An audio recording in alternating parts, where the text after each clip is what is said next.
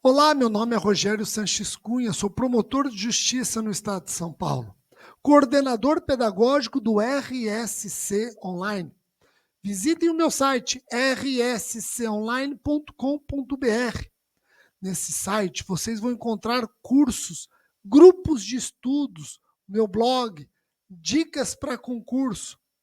Sou autor de vários livros editados pela editora Juspodium. Eu destaco o Manual de Direito Penal, parte geral, o Manual de Direito Penal, parte especial, o Código Penal comentado para concurso e o Código de Processo Penal, também comentado por artigos.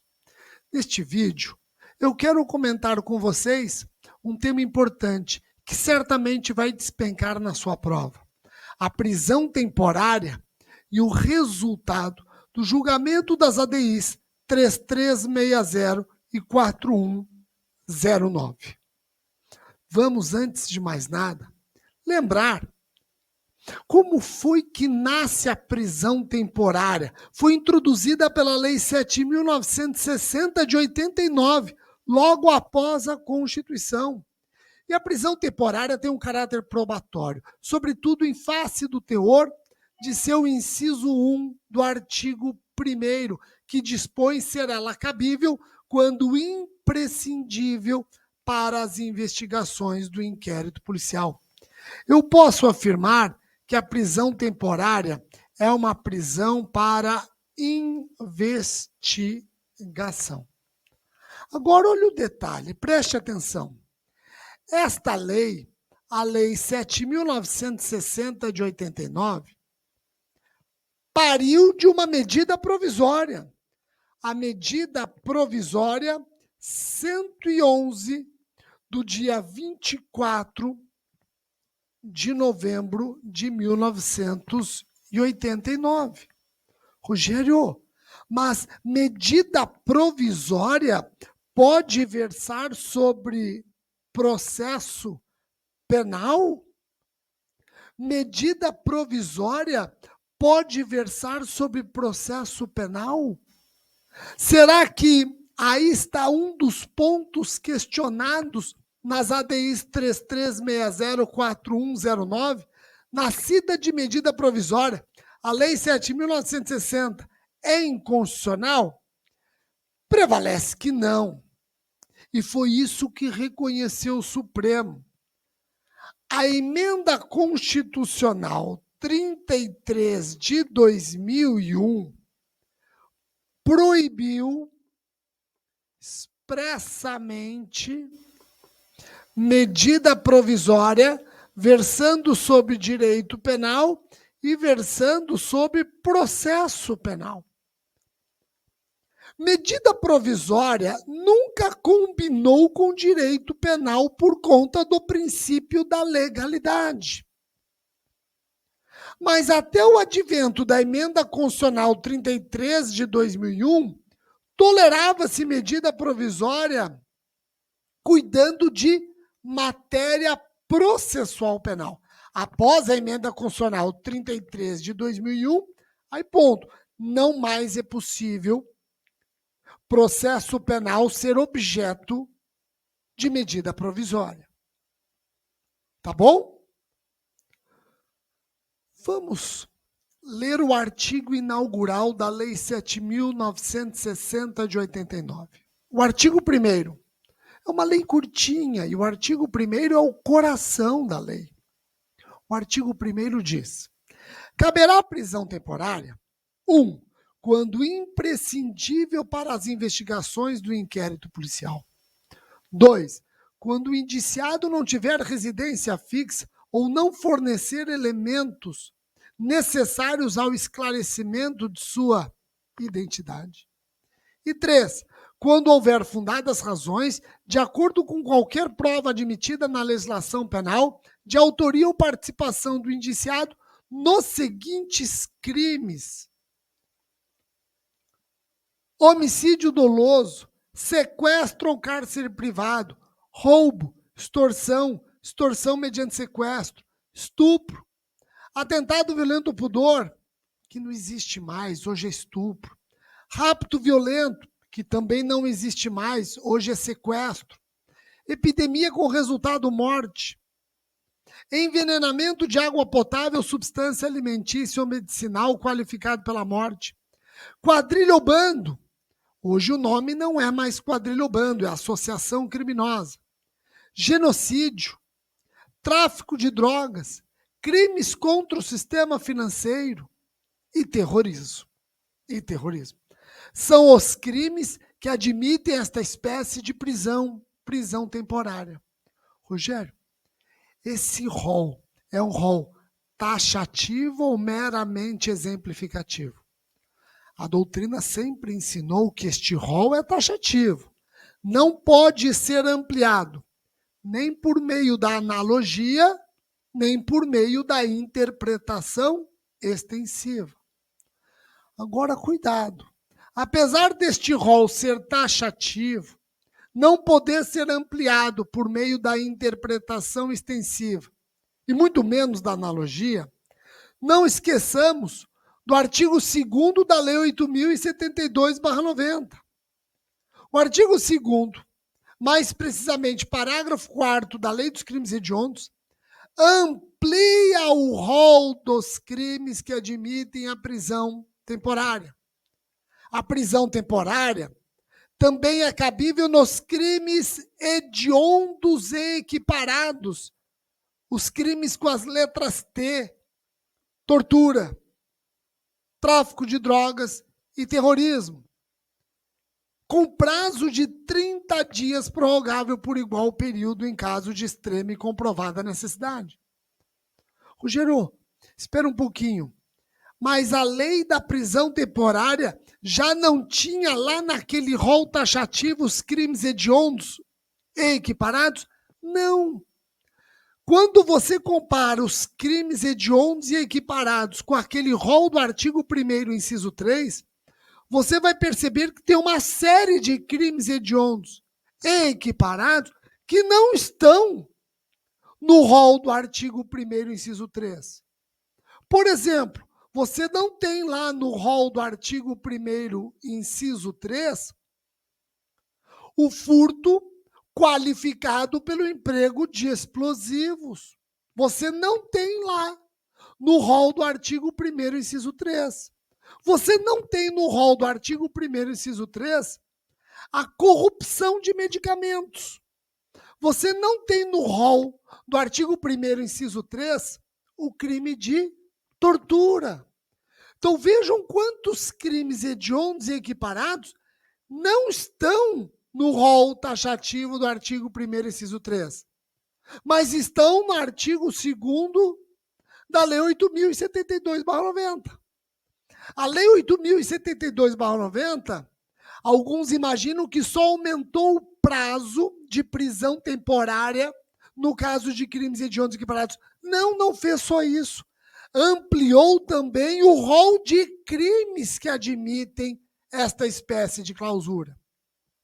Então, quando alguém te pergunta quais os crimes que admitem prisão temporária, você vai dizer que são os crimes do artigo 1º, inciso 3, da Lei 7.960 de 89, mais os crimes hediondos e equiparados. Esse mais aqui, ó, está garantido pela Lei 8.072/90. Rogério, isso que você está fazendo não é analogia? Não, eu tenho uma lei dizendo que outros crimes também admitem a prisão temporária. Eu não estou fazendo analogia. Muito menos interpretação extensiva. Eu tenho uma lei sendo categórica que é possível prisão temporária também nos crimes hediondos ou equiparados. O que você pode eventualmente discutir, e isso foi discutido, é se é legítimo esse método legislador admitir uma prisão tão drástica quanto essa, simplesmente com base na gravidade abstrata de delitos. O legislador, ele escolhe crimes que admitem esta espécie de clausura com base na gravidade em abstrato. Não se prende às circunstâncias do caso concreto. Será que isso é legítimo? Essa é uma questão interessante que o Supremo enfrentou. Já já eu vou mostrar para vocês o que o Supremo decidiu, e aí vai ficar muito mais fácil. Alguns imaginam que a prisão temporária é uma prisão para averiguação, e aí estaria outra inconstitucionalidade. Trata-se de prisão para averiguação? Não, nós não podemos confundir prisão para averiguação com prisão temporária. Não se confundem. Não se confundem. A prisão temporária em nada se equipara à chamada prisão para averiguação. Esta de manifesta ilegalidade. A prisão para averiguação dispensava a ordem judicial. Não sofria fiscalização do Ministério Público. Não contava com a participação da defesa e se desenvolvia de forma clandestina nos porões da ditadura. Não é isso que eu tenho na prisão temporária, não é isso que eu tenho estampado na Lei 7.960 de 89. A prisão temporária somente pode ser decretada por ordem judicial em face de representação da autoridade policial ou de requerimento do Ministério Público. Não pode ser decretada de ofício, somente mediante provocação, submetendo-se a rígido controle do juiz, que pode, inclusive, determinar a condução do detido à sua presença. Aliás, eu até vou além. Deve determinar a condução do detido à sua presença. A audiência de custódia ou de apresentação não é somente para a prisão em flagrante. Serve muito bem a prisão temporária. Então, nunca confundam prisão para averiguação com prisão temporária. Rogério, analisando o artigo 1º da Lei 7.960, eu vejo 3 incisos para o juiz decretar a prisão temporária.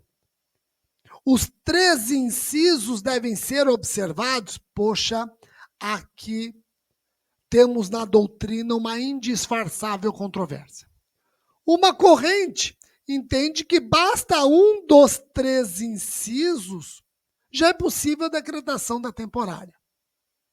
Essa corrente é minoritária. Outra corrente diz, não, você precisa do inciso 1 ou inciso 2 mais o inciso 3. Então, necessariamente, nós temos que estar diante dos crimes do inciso 3. O inciso 3 tem que ser combinado ou com o inciso 2 ou com o inciso 1.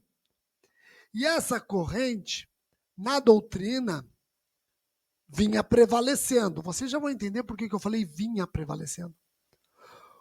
Uma terceira corrente, diametralmente oposta à primeira, diz o seguinte: o juiz só pode decretar a temporária se presentes os 3 incisos. Os 3 incisos.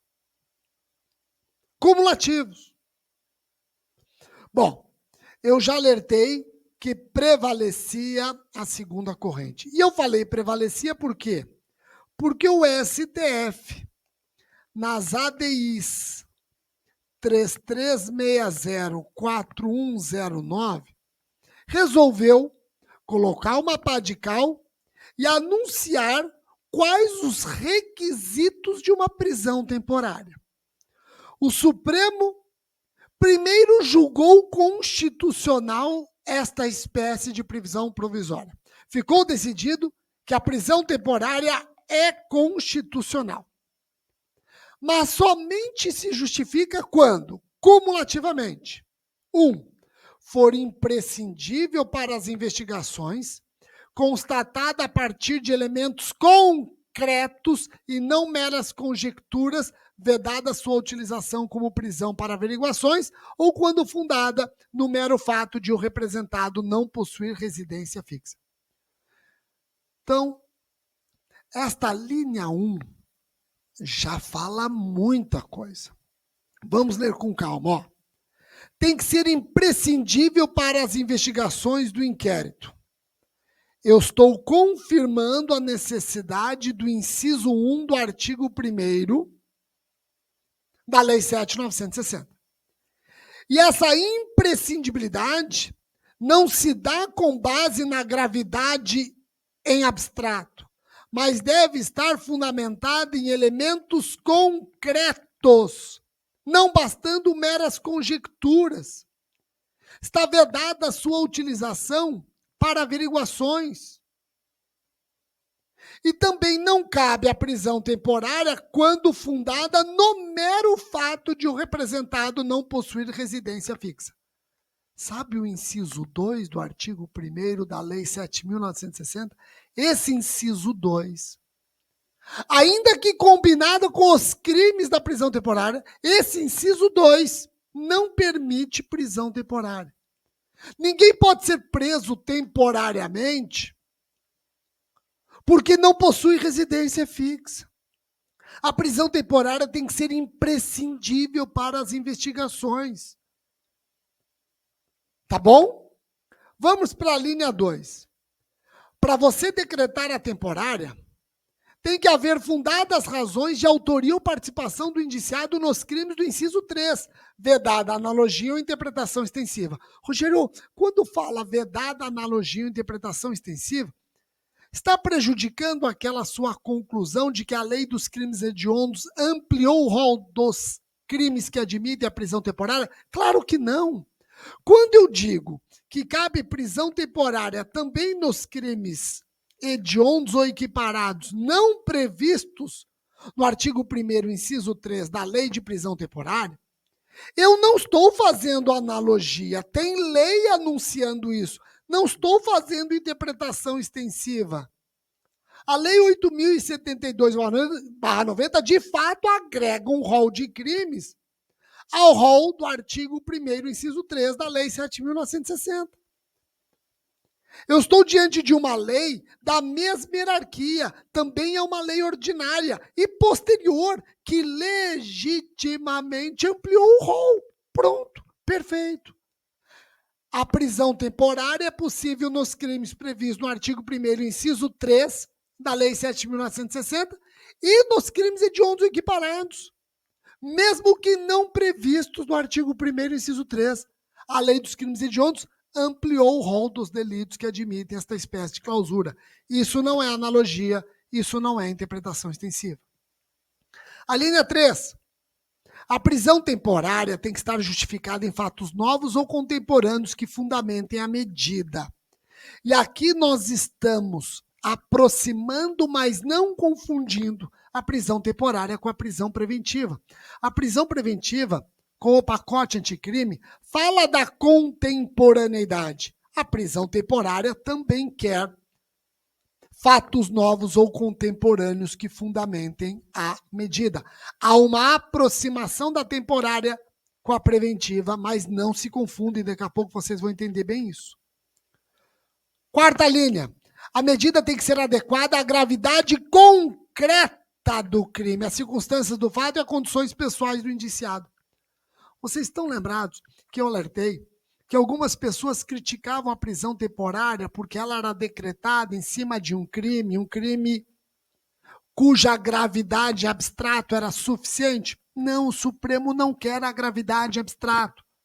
Por mais graves que sejam os crimes que admitem a prisão temporária, para ser decretada, tem que observar a gravidade em concreto. A medida tem que ser adequada à gravidade concreta do crime, às circunstâncias do fato e às condições pessoais do indiciado. E, por fim, a linha 5. Só cabe a prisão temporária quando não for suficiente a imposição de medidas cautelares diversas. Reparem como o legislador ele criou uma teoria geral das cautelares.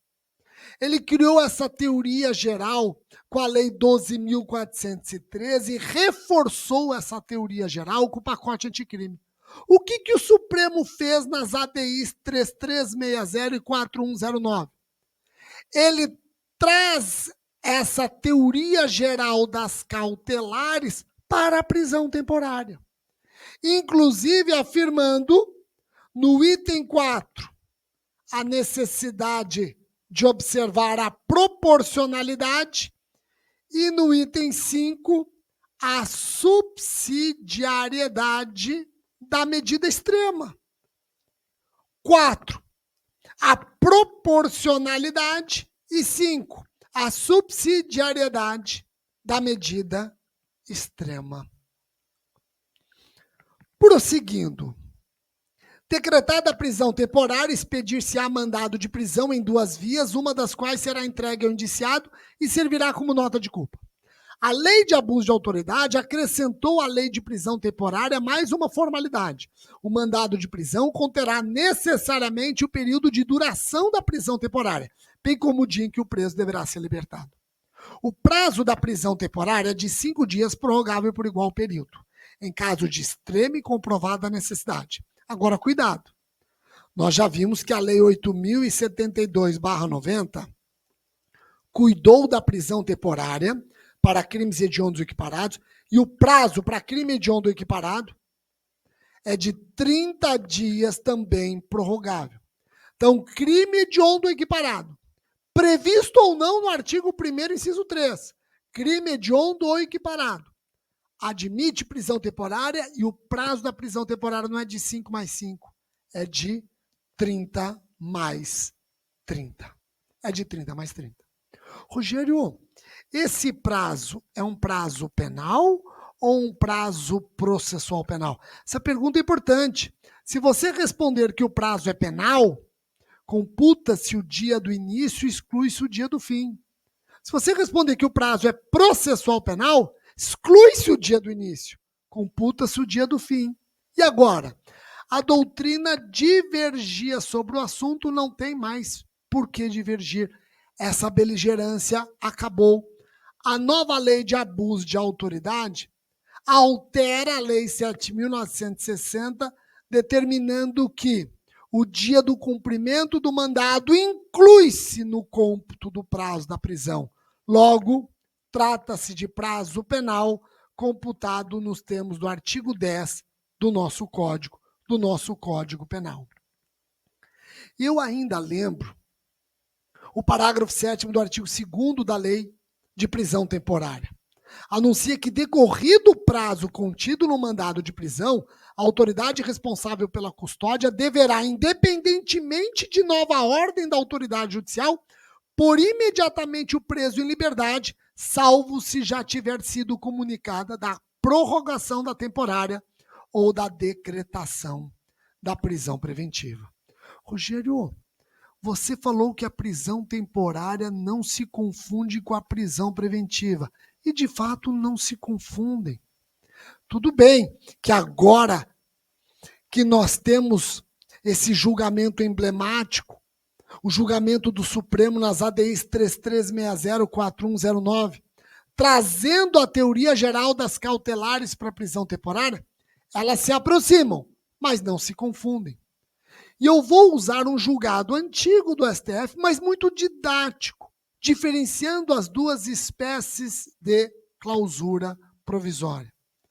A prisão preventiva e a prisão temporária não podem ser confundidas, pois constituem modalidades distintas de custódia cautelar, cada qual sujeita a requisitos legais específicos.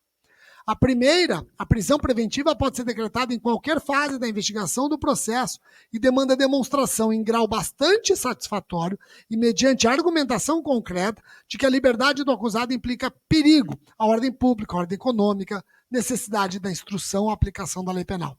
Já a prisão temporária subordina-se a requisitos legais distintos previstos na lei de prisão temporária e presta-se a garantir o eficaz desenvolvimento da investigação. Tudo bem, hoje nós não dependemos apenas dos requisitos previstos na Lei 7.960. Temos que complementar estes requisitos com aqueles anunciados nas ADIs 3360, 4109, insisto, ADIs que fizeram o Supremo transportar para a prisão temporária a teoria geral das cautelares, tá? Mas, em resumo, eu construí este quadro aqui para que vocês, pelo menos de maneira muito rápida, analisando uma questão, seja numa prova, seja no seu dia a dia forense, consiga perceber se é caso de prisão temporária ou se é caso de prisão preventiva. Eu termino esta aula especial onde analiso com riqueza de detalhes a lei de prisão temporária e as ADIs 3360 4109. Se você gostou, manda recado para mim nas redes sociais e acesse o meu site rsconline.com.br. Venha conhecer meus cursos, grupos de estudos, livros, blog, dicas. Eu te espero. Um abraço.